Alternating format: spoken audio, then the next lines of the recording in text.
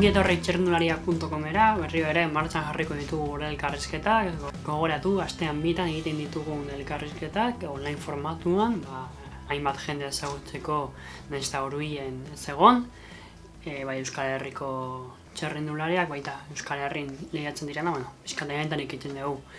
Eta gaurkoan elkarrizketatu berri bat dakarkizuegu, Laboral Kutxa taldeko kirol zuzendaria, bi taldeen zuzendaria dela, baina gaur emakumeen taldeari buruz hitz egingo dugu. Emakumeei kostatu zaie denboraldia hastea, pandemiak hainbat lasterketa bertan behera utzi duelako, baina martxan jarri dira dagoeneko. Pasaden astean Valentzian izan zuten lehenengo lasterketa, UCI mailakoa, eta talde honek maila estreinatu zuen, eta orain berriro Euskal Herriko lasterketak martxan jarriko dira. Gogoratu dena dela martxoan izan gendula bat, baina bat simbolikoa, inolako garrantzirik gabekoa, eta orain ja Espainiako Kopa hasiko da, eta gu bertan izango gara noski, eta Laboral Kutxa taldea ere bertan izango da. Gaur, Jon Lazkano dugu taldeko zuzendaria, baita ere afizionatu mailako taldearen zuzendaria, eta berarekin ezagutu nahi dugu nola dagoen taldea, eta nola ikusten duen taldea urte berri honetan gogoratu UCI Women's Continental maila estrenatzen ari direla. Ongi etorri Jon, eta hasteko guazen errepasatzera pasaden asteburua, zer moduz muzitzen zuen Valentzian? Bueno, lehenengo lasterketa hau, esan behar dago, partizipazio aldetikan otsailean baino nivel bajuagoa zegoela. Lehenik eta lehen otsaileneteko lasterketa zen, baina azkenean pandemiaren ondorioz atzeratu duen froga izan da, eta orain batu da, ez da apirilean. Espainia mailako talde denak zeuden, Movistar barne, eta horietaz aparte beste talde Frantzisko eta Balkara.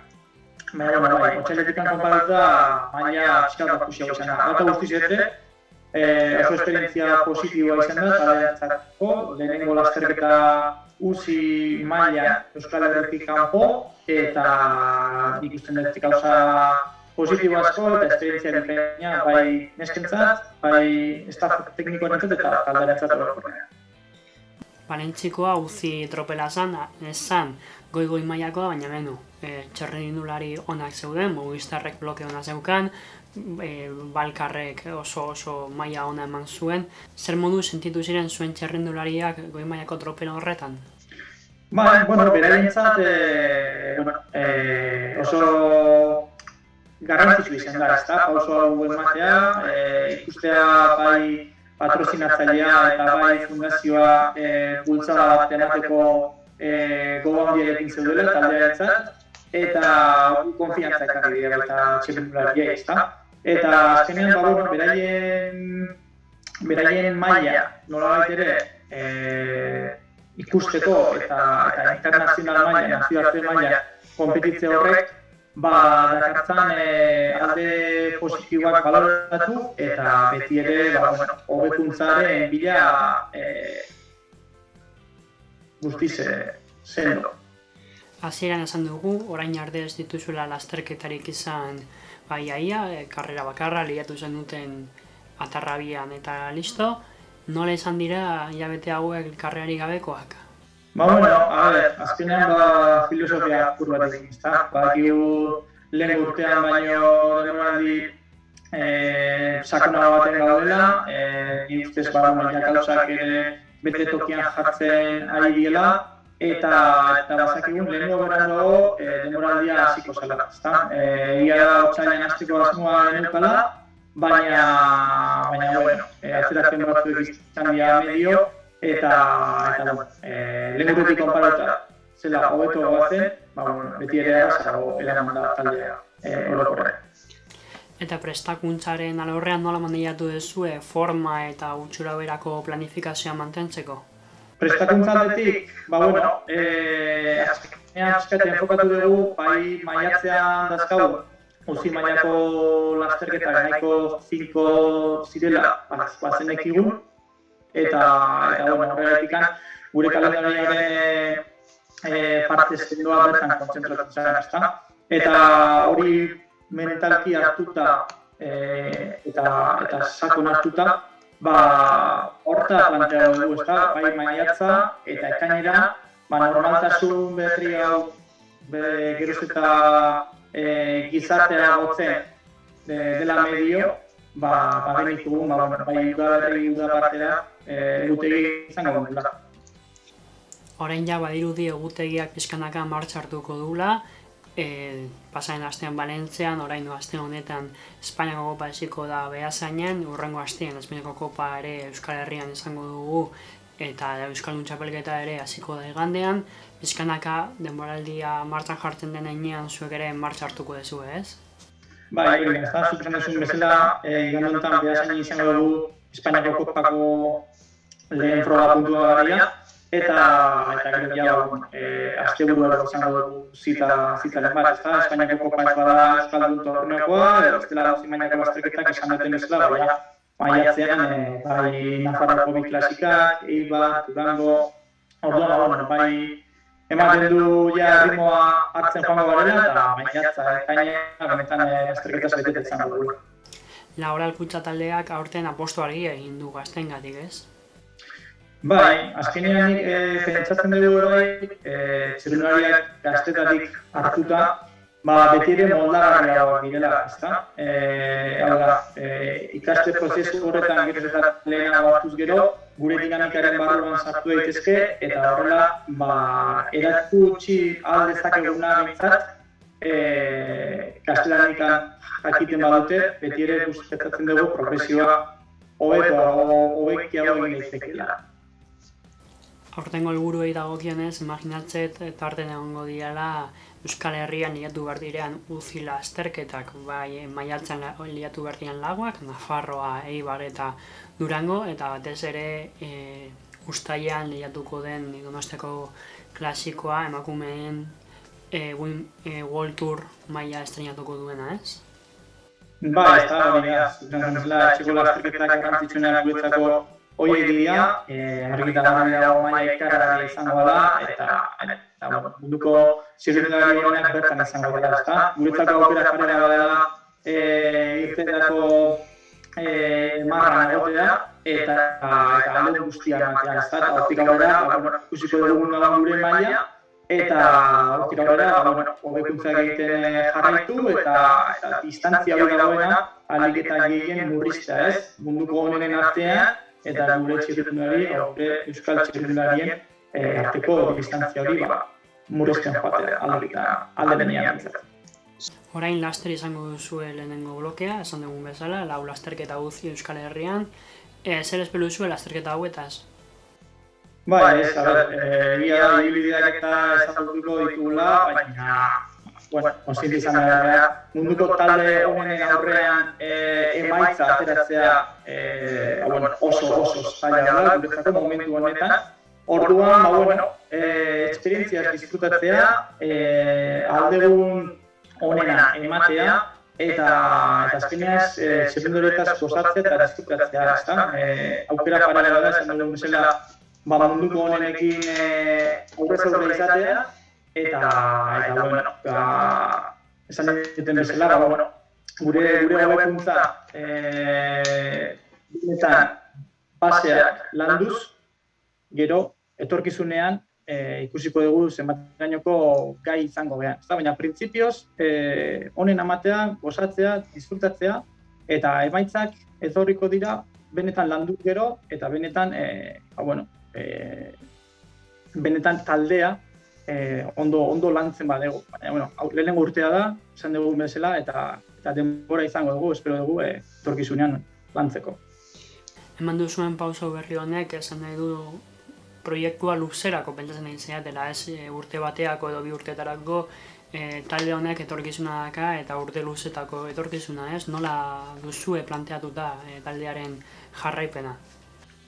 Bueno, a ver, printzipioz ez da garbi dago urtetik urtera landu behar dugun proiektua dela, baina bai patrozinatzaile aldetikan interes bat dagoela nesken txirrindularitza bultzatzea, eta zuk esan dezun bezala, bai, etorkizuneko proiektutza daukagu, ez dugu epe zehatzik jartzen momentuz, baina bai da asmoa urtetik urtera pausoak ematen joatea, eta oinarriak benetan sendo finkatuz horren baitan lan egitea.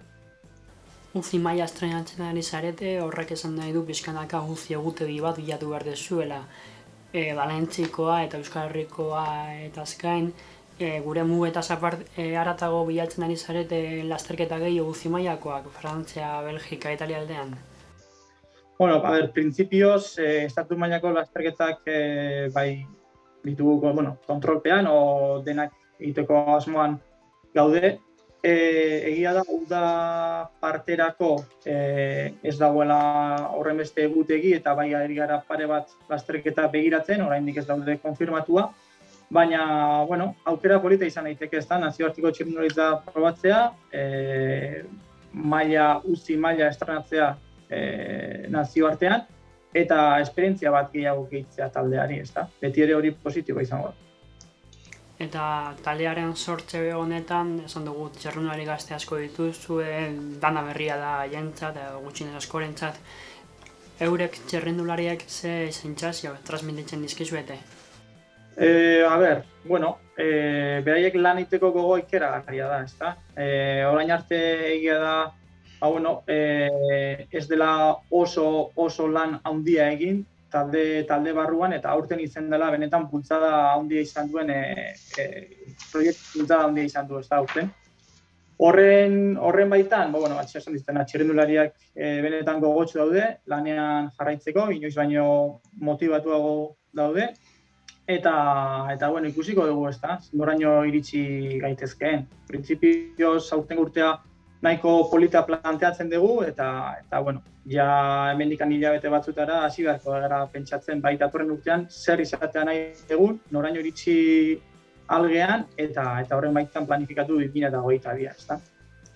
Zuk esan duzu, orain proiektuak kokatzen ari zaretela, nola ikusten duzu hemendik urte batzutara proiektu hau, ze bide hartzea gustatuko litzaizuke? Nik uste dut hori urtetik urtera pixkat ikusi behar den gauza dela. Egia da eta Laboral Kutxak garbi zeukan txirrindularien nesken tropelari bultzada bat ematea nahi ziola. Eta horretan gaude, ezta. Urtetik urtera ikusiko dugu, txirrindulariak beraiek demostratu behar dute ere zenbaterainoko ahalmena duten, gogoak ez zaizkie falta, eta ahalmen horren bitartez ikusiko dugu non dagoen gure lekua eta gure identitatea, ezta? Beraz, planifikatzea oso ondo dago, baina, pandemiak dugun gauza bat bentsatzea egiten da, nahiz eta gauzak planifikatu edozein momentutan, ez, dena, pikutara bidaltzea badagoela, eta hori azkenean, urtetik urtera ikusteko duen planifikazio bat izango da, eta gogoak ditugu, hasten jarraitzeko, eta ikusiko dugu noraino iritsi gaitezke. Bitartean, imaginatzet, garaipenak lortzea oso polita izango litzatekeela, bai Euskaldun txapelketan, bai Espainiako kopan. Ustezu kapazak izango zaretela aurten ja garaipen batzuk lortzeko? Bai, ez. Ditxeko lasterketetan garaipena lortzeko gauza handi izango litzateke. Talde asko daude, Espainia mailan egia esan 8 talde badaude UCI mailakoak, eta ikusi dutenagatik nahiko maila parekatsu eta polita egon daiteke, eta nik uste nahiko interesgarria. Talde denek daukate 3-4 txirrindulari ondo moldatzen dienak, eta bai Euskaldun torneoren barruan eta bai Espainiako koparen barruan ikusten dut froga benetan interesgarria ikusi daitezkeela aurtengoan. Txarrendularia komentatu dituzu, horien artean Paula izango da seguruna zuen buru nagusietako bat, oso ondo ibilitakoa, sub-23 mailan Espainiako txapelketan podium egindakoa, eta baita ere zirkolosean, txarrendulari oso ona eta bere esan behar da taldearen buru nagusietako bat, ez? Bai. Paula benetan, lehenko urtean ja demostratu zuen zer egiteko gai den, eta benetan demoraldi bikaina burutu zuela, eta urten ere pentsatzen dugu ondo defendatu daitekeela.